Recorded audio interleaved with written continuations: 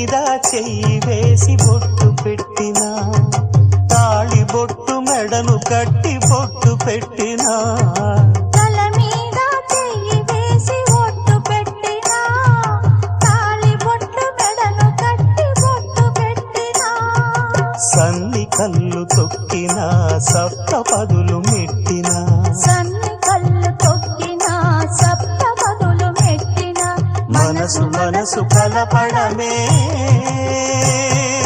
మంత్రం పరమార్థం. శ్రీరస్తు శుభమస్తు, శ్రీరస్తు శుభమస్తు.